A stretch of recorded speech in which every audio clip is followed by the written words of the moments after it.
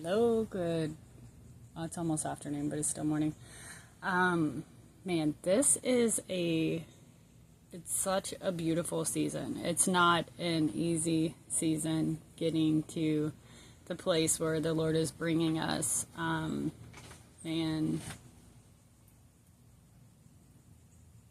healing, restoration, vindication, the things that the Lord is doing in this season is so beautiful. And I want to show you something super cool. I don't know how to, I still haven't figured out how to turn it on my phone. But look at this. I don't know if you can see this. Oh, wrong tree. Do you see this? Do you see all of these flowers? So this plant is called Heaven's Trumpet. And I think it's so cool because it literally looks like trumpets from heaven. Like if you think of heaven's trumpets, like they're like pointed down toward us, right? And last night, whenever we came home after I picked up my girls and my nephew from a youth event with our church for the middle schoolers and high schoolers, we came up on the porch, and before we got to the porch, I could smell something, and I'm like, what is that? And I'm like, you know, those that are prophetic, you're like, is it something that the Lord is showing me? And so you just ask. I was like, do y'all smell that? And they're like, yeah, it smells so good. And it was the flowers. And I was like, oh my goodness, like everything is being made new. He gives beauty for ashes. And, you know, I don't know what season you're in with the Lord, but what the Lord is doing in his people in this hour for those who have been faithfully following him, faithfully surrendered, you know, that have been going through it, that have been warring. And I'm not saying you're not faithful if you haven't been going through it, but there are those who are assigned to battle certain things. You know, we go through these things that the Lord opens our eyes to, that he instructs us to pray for, to pray through, to pray over, to prophesy into, and to bring the dead things back to life, to bring, man, on earth as it is in heaven, right? It is so hot and gross out here right now. But I was led to Psalm 37, and so I'm just going to share it with you. First, I want to share something so beautiful. So this is the way that the Lord works. So my nephew, my kids wanted to have my nephew come visit, and so I drove up to Ocala to get him yesterday. And you know, not many of you know my story with my sister, but I had to walk away years ago. And my uncle had just reached out to me, which, see, this is so God, reached out to me about a week ago, and said that he missed me, and that we should come up there and see him, right? So then, whenever I was going to get my nephew, I'm literally like 30 minutes from his house. I'm already way up there. And so I asked him if he wanted company, and he said he had to go get his son. But you know that I could come by there. But the brother, my other uncle that he lives with, hasn't spoken to me since right before my grandma died. And that's been like 11 years. And I tried reaching out to him for like 5 years, and he just would not talk to me. And so driving there, I didn't know if he was even going to let me in the house. And so I left my car on. I was prepared to just stay in the car while my nephew got to see my sister that I hadn't seen in years. And my other uncle I hadn't seen in years because he lived up north, and I hadn't seen him since he had come down. And it was so beautiful. Was it perfect? Absolutely not. Absolutely not.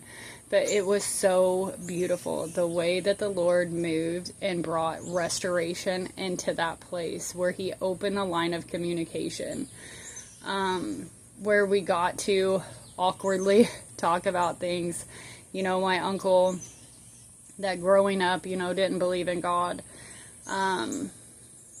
Man, I asked him to get on Amazon and to type in let the devil, and whenever he pulled it up, whenever he wrote let the devil, the rest of my book came up And I said, do you see what that says at the top? And he was like, no way. And he clicked on it, and he was like so excited to go and buy this book, right? Because I wrote it.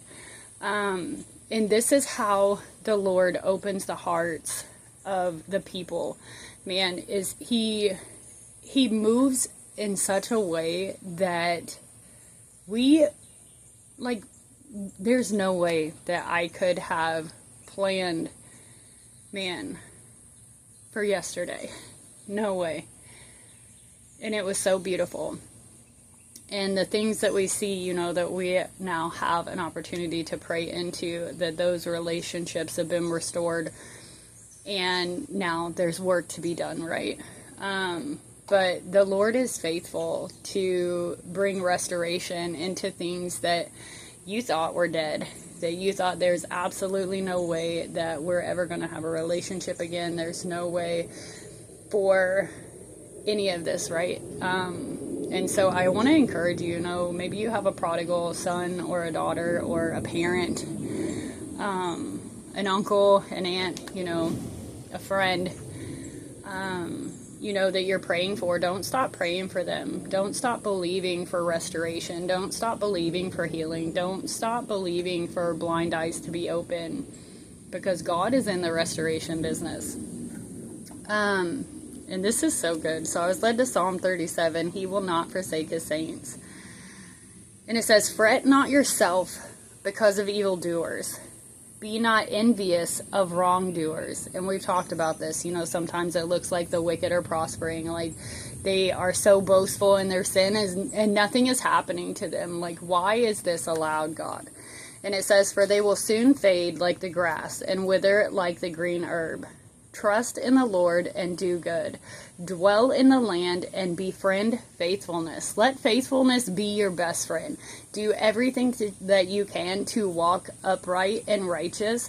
And whenever you miss it, whenever you stumble, get to the feet of Jesus and give it all to him. Don't beat yourself up. Don't try to carry it on your own and fix it on your own, because I'm here to tell you, you just go make a bigger mess. Or maybe you're better than me at it, but, you know, get it to God, because God knows exactly what needs to happen. Delight yourself in the Lord, and he will give you the desires of your heart. Commit your way to the Lord. Trust in him, and he will act. He will bring forth your righteousness as the light and your justice as the noonday. Be still. Be still before the Lord and wait patiently for him. Fret not yourself over the one who prospers in his way, over the man who carries out evil devices. You know, whenever you're struggling and you're going through it and it looks like everyone around you is prospering, do not start to covet what they have. Do not be envious or jealous of the things that they have, because you don't know what they did to get those things. And so, man, and it doesn't matter how they got the things that they got. Be reminded that if it's for you, that God will get it to you. If it's not, then you're not going to have it.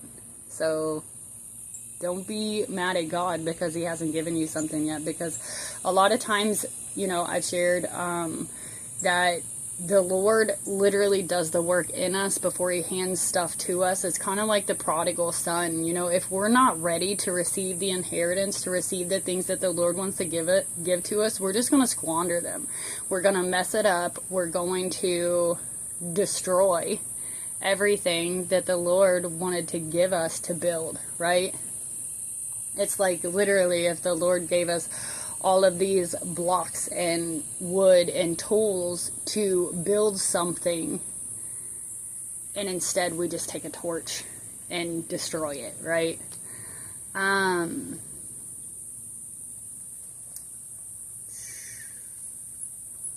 Verse 8, refrain from anger and forsake wrath. Fret not yourself, it tends only to evil.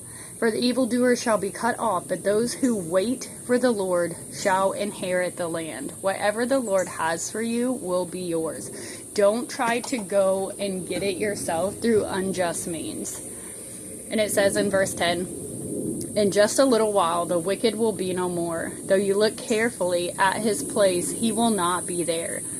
But the meek shall inherit the land and delight themselves in abundant peace. And I've shared before, I heard like the backstory of a meek horse. And a meek horse is a war horse. It is a horse that is not afraid to go into battle. But what it also does is the rider, the one in control of the reins, that it listens to them. And so let it be so of us whenever the Lord prompts us to go into a place that maybe seems terrifying, that maybe we're super uncomfortable going, you know, just like yesterday whenever I went to my uncle's house not knowing what was going to happen. I had full peace that whatever was going to happen was going to happen, right? Like, I can't change the situation by being anxious, being fearful, being, you know, having this guard up. Like, God can't work in those places if we're not giving him rein to do what is necessary. So walk in there in peace wherever it is that the Lord is taking you, knowing that God is going to do the work. Are we still going to be a little uncomfortable? Yeah. Yeah, we are. But it's okay. Like, we get so used to, like I shared, like, I was in this really uncomfortable place, and the Lord showed me that I had to be uncomfortable for something he was walking me into. So he had to make me comfortable being excruciatingly uncomfortable. And I'm like, oh my gosh, God, where are you taking me? But you know, he prepares us before we walk into these things. And so if we have to feel these things, know that it's necessary for us to walk into what he's walking us into. His ways are not our ways, y'all. Man. Verse 12, the wicked plots against the righteous and gnashes his teeth at him. But the Lord laughs at the wicked, for he sees that his day is coming. He sees that his day is coming. And it says, verse 14, the wicked draw the sword and bend their bows, to bring down the poor and needy, to slay those whose way is upright. Their sword shall enter their own heart, and their bows shall be broken. Better is the little that the righteous has than the abundance of many wicked. For the arms of the wicked shall be broken, but the Lord upholds the righteous. The Lord knows the days of the blameless, and their heritage will remain forever. They are not put to shame in evil times. In the days of famine they have abundance. But the wicked will perish. The enemies of the Lord are like the glory of the pastures. They vanish like smoke. They vanish away.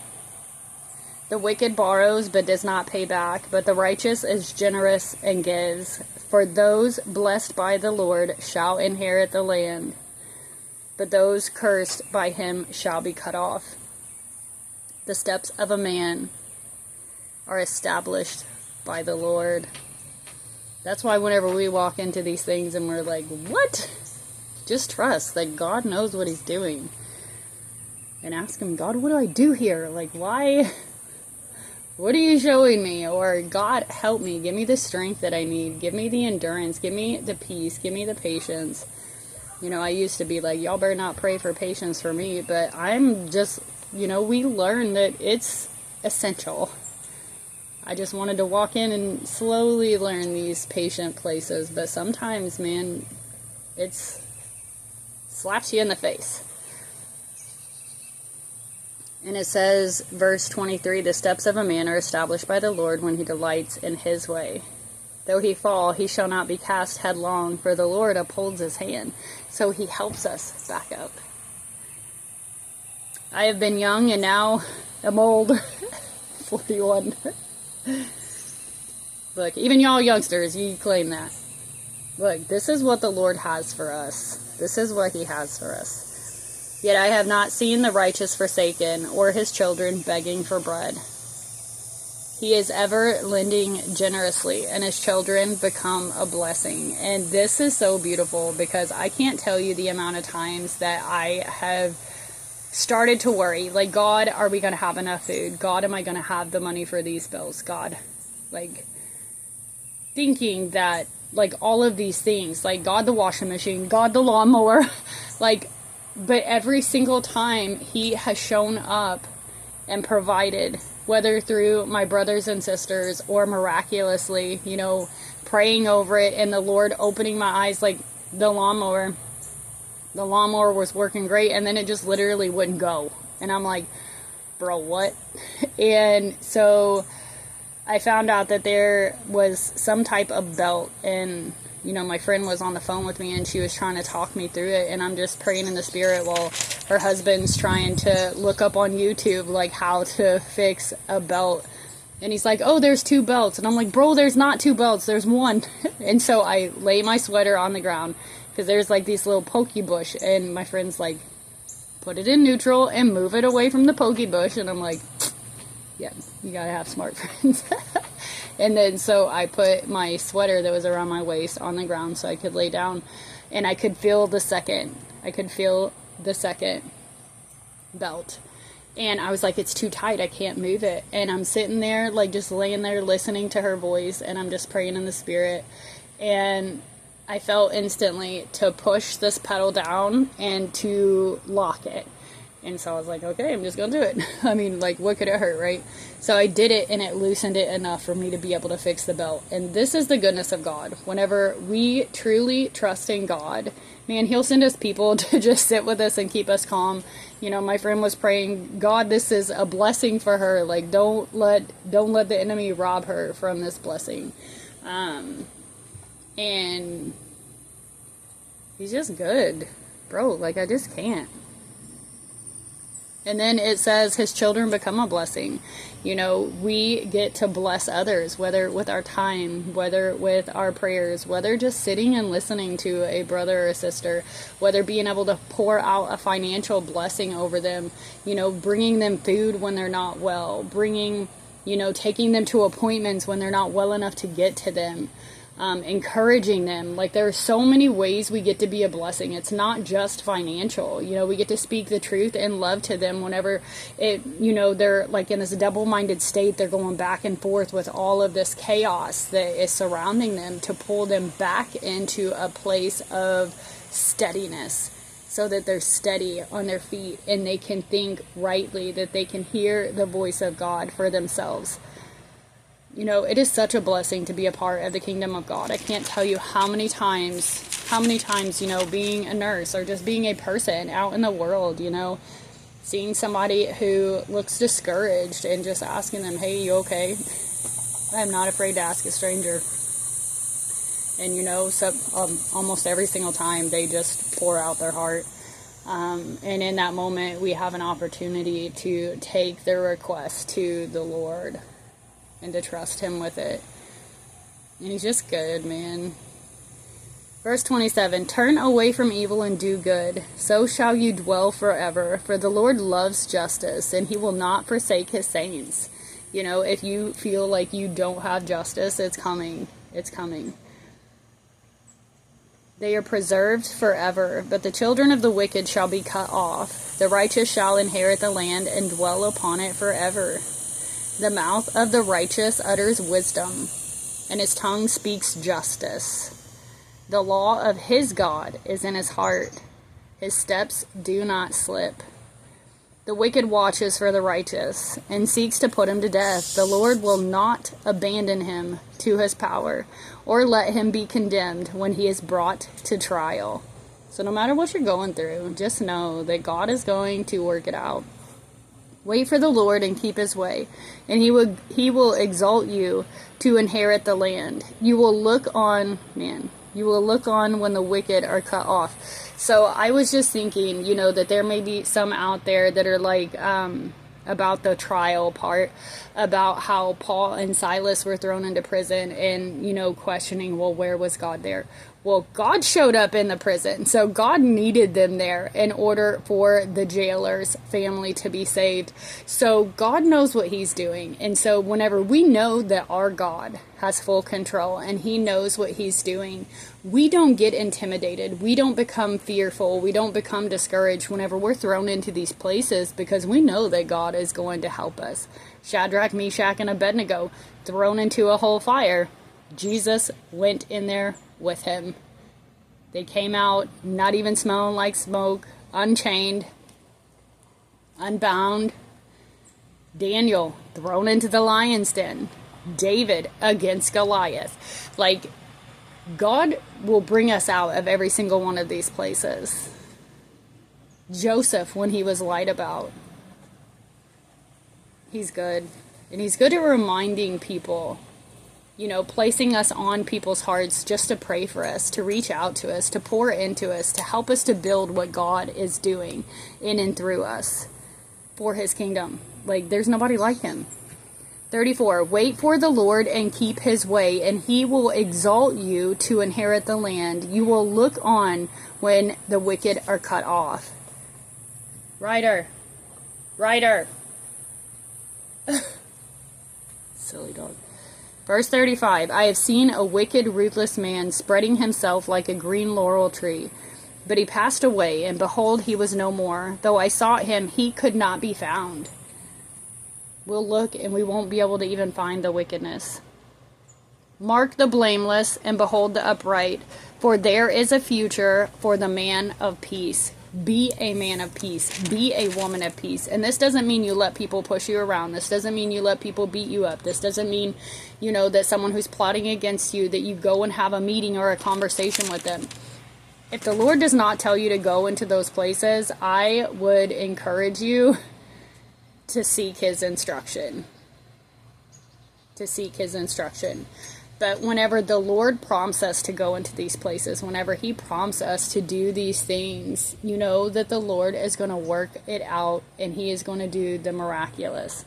And it says, but transgressors shall be altogether destroyed. The future of the wicked shall be cut off. The salvation of the righteous is from the Lord. He saves us time and time again. He is their stronghold in the time of trouble. He is our stronghold. He is our strong tower. Run to him time and time and time again. There is safety in Jesus. There is knowledge in Jesus. There is wisdom. There is discernment. There is favor. There is faith. There is hope. Like, there aren't enough. There is grace. There is mercy. Like, there is so much that God has for us that we don't access because we don't go to the feet of Jesus. We have full access to it, and we still choose to run from it. Man. Verse 40, the Lord helps them and delivers them. He delivers them from the wicked and saves them because they take refuge in him. So if you're wanting God to save you, take refuge in him. If you're wanting God to restore you, take refuge in him. If you're wanting God to work a miracle out in your life, take refuge in him. Take refuge in the Lord, because, man, we don't know what we don't know. But we know that God is working everything together for good. We know that God has great and mighty plans for us. We know that the Lord our God is faithful, that he will never leave us nor forsake us. So let us get to the feet of Jesus today. Let us encourage another, you know, if they are discouraged, if they are struggling, to truly get to the feet of Jesus, to allow the Lord to open the eyes of their heart, to see, hear, and know what is happening in themselves, in their own lives, for the Lord to radically transform them. And not just to be used by him, but to intimately know God.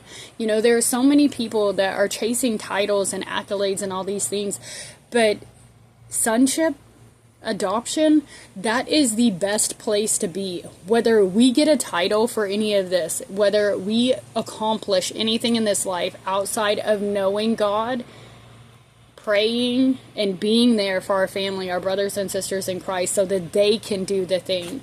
You know, it is such a beautiful blessing to just be able to encourage our brothers and sisters, to be able to pray for them, you know, the Lord to put them on our hearts and just pray for them. Not even the Lord allowing us to reach out and say, hey, you know, the Lord put you on my heart, I've been praying for you, whatever. But those intimate places where no one knows.